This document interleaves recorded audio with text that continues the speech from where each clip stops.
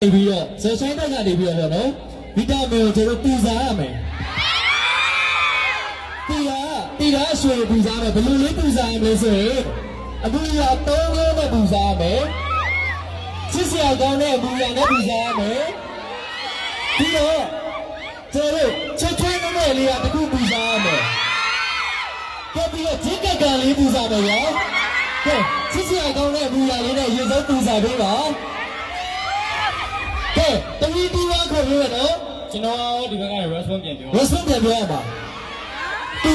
တူစားတာဝယ်ပေးချင်လားဝယ်ပေးအောင်လို့ဝယ်ပေးအောင်ပူစားမှာနော်ငြင်းခွင့်ရှိရယ်โอเคအဲ့ဆိုရင်3 2 1 action ဒီကဆိုင်ရရွှေတွေလိုချင်တယ် ပုတ်ပြန်ဝင်ဝယ်ပေးမယ်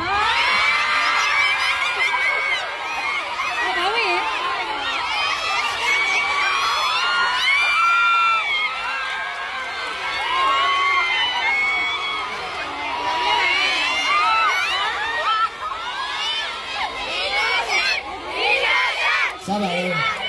ဘာလို့ပူဗီတာပြန်ဝစ်ဆိုတယ်စကားတခုမှာအဲ့ဆိုရင်မက်မေကြီးဝတ်ထားတဲ့3200ရဲ့ဘရက်ကိုပေါင်းချဖွင့်လိုက်လို့ရတယ်ကဲ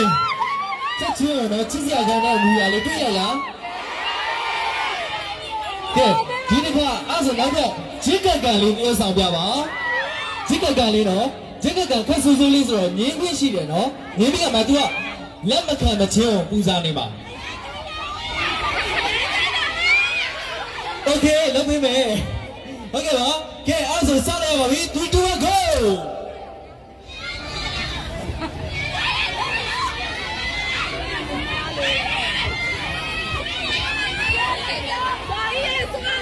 ကဲဂျစ်ကကန်လေးပါဂျစ်ကကန်လေးဒါကျော်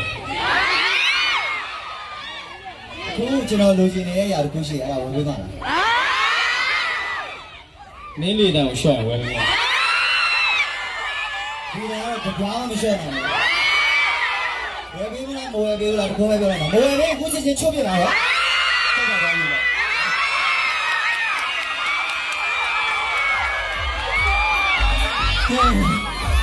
ဝယ်ပြီးလိုက်တော့တော်လိုက်ပါပြီလက်ပြီးဆိုကဲမဝယ်ပြီးဘာလုပ်နေမှာလဲမဝယ်ပြီးချွတ်ချင်ကြစားတော့နော်ကဲအဲ့ဆိုရင်အခု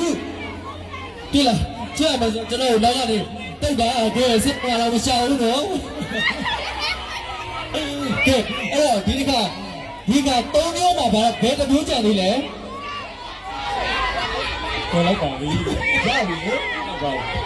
ဒီကတစ်မျိုးမှာ2မျိုးလုံးတင်းဆောင်သွားအဲ့လိုလားโอเคအဲ့ဆိုလက်တော့တယ်လေးလည်းကြည့်လို့လည်းဟုတ်ကဲ့ပါအဲ့ဆိုရင်အခုတော်လားဘယ်လိုလဲတော့တော်လားလက်တော့တယ်လေးသိမကြောက်တယ်လို့ပြော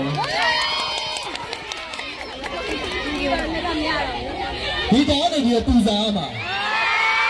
ကဲတခါတော့ပူစားပြလိုက်ကဲစောက်တော့2 2 1 go ဆိုင်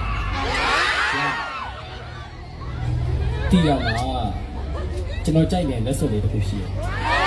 ဈေးမမေးနဲ့ဝယ်လိုက်တော့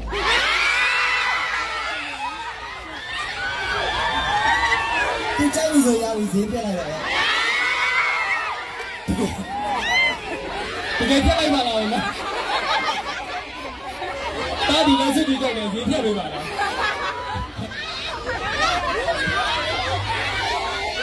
းမူရာလုံးရှုပ်တယ်တော်ပါပြီရပါပြီကျင်းတတ်ပါတယ်မှန်ပါပူစားဝယ်ပေးလိုက်ပြီလားကျွန်တော်ဟိုဘက်ရောက်တော့ဆက်ပြတ်သွားတယ်ပေးလိုက်ပြီရပြီပြီးသွားပြီအပိုင်းတက်နဲ့ဆက်သိမ်းသွားတာလားမောနေမှာဆိုတော့ရန်ပူစားနေမှာဆိုအဲ့လိုဟုတ်ကဲ့ပါအဲ့ဆိုရင်လက်ထက်တယ်လေးကြားကြပါရယ်ကျွန်တော်တို့အခုဒီကနေ့စီစဉ်မှာဆိုရင်အားလုံးကိုနုပညာရှင်တွေအားလုံးကနေပြီးတော့တီတာသချင်းလေးနဲ့အားလုံးနှုတ်ဆက်ချင်ပါတယ်ခင်ဗျာဟုတ်ကဲ့ပါနုပညာရှင်